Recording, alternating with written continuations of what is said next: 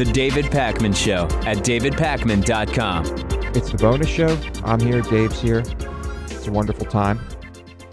And the first thing I want to get to is just a little funny thing that happens during the editing and upload process of the show that I thought I would just share with the audience, because anytime this happens to me, I think it's really funny and I can't help but laugh. I have no idea what this is. You do, because this has happened to you. Oh, okay. Now, normally, after I'm done editing the show, I usually have my headphones off. But if I leave them on, there's a point during the upload process where I'm opening multiple windows of David Pakman Show YouTube clips. Yeah. This has happened to me. And what happens is that you start hearing all of these clips at once. And there's this like cascade effect at first. And I'm just envisioning this as every Patriot's worst nightmare. And it's really funny to me. And I'm going to play this. And you can all tell me if you think this is funny or not. Maybe you just think it's annoying. But this is what I hear when I forget to take my headphones off. Let's talk now about the Iowa caucus results on the Democratic side. Just a few months ago, Bernie Sanders was down to Hillary Clinton. The 2016 election is on. Ted Cruz did win. Analysis. All right, Lewis, as you know. Okay, I told you last time. All right, it's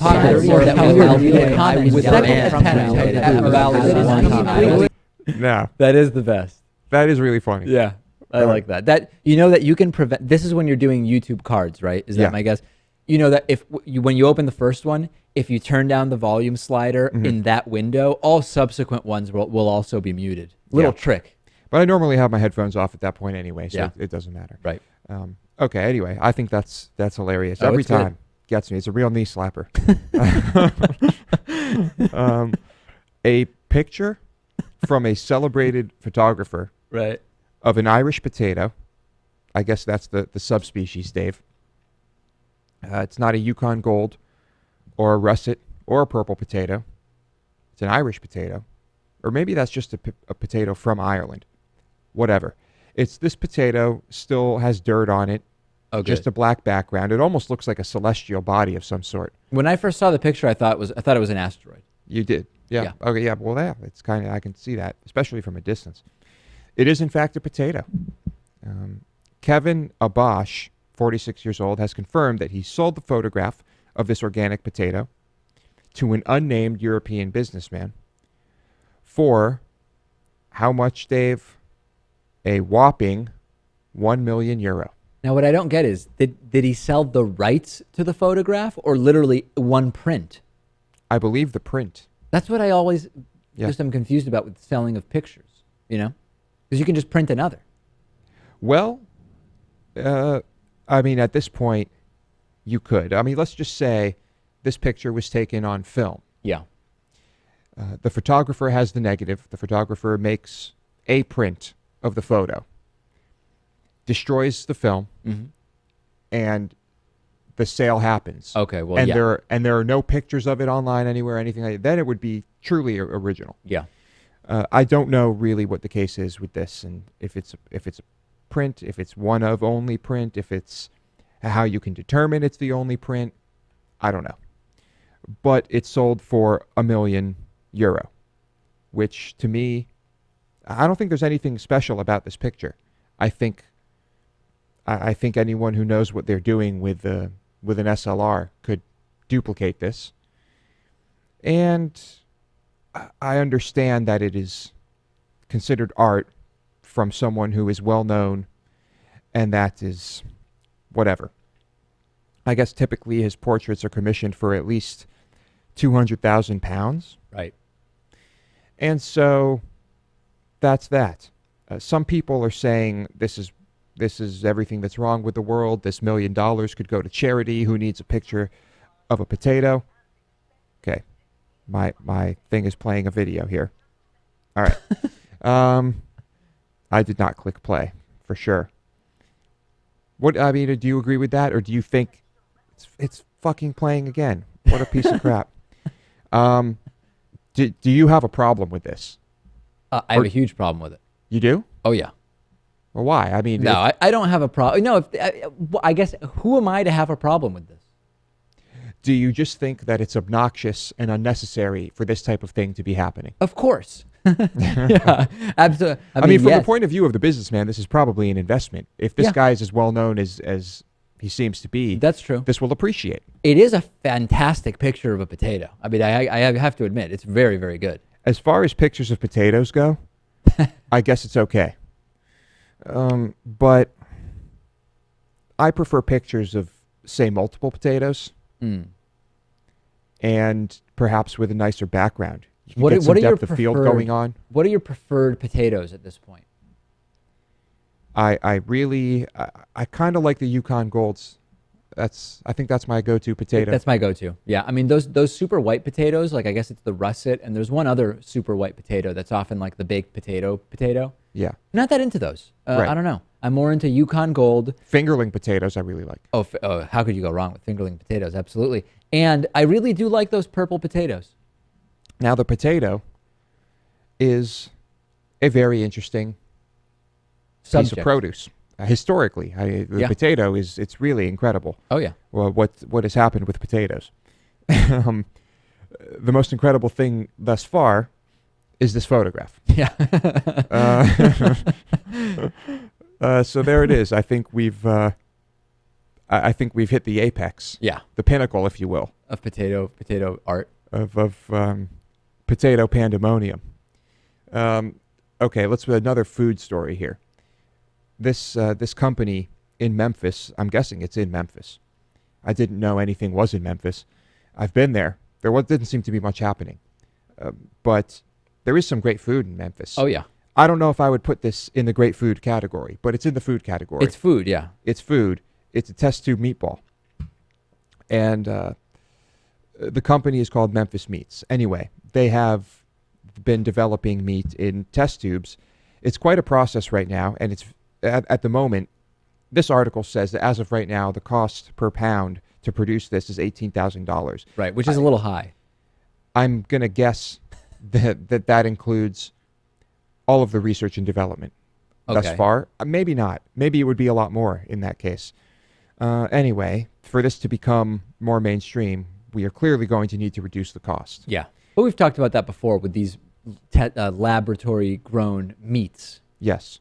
And did we come to a conclusion here on if you could have laboratory created or raised, I don't know what term you want to use. Do you want to say raised? It's not really being raised. It's kind of like made. Fabricated ham. Yeah. Would you eat it? Me, I don't eat pork, but would I eat ham? That was like pork products that come from a lab that have nothing to do with animals. This I don't know the answer. It's the same question as would a vegetarian eat chicken if it was grown in a lab? I mean, if it's indistinguishable genetically from a real chicken, then I mean it's still based on I guess you can, right? I mean, yeah. There's no animal. There's no nothing actual with a animal brain. in it.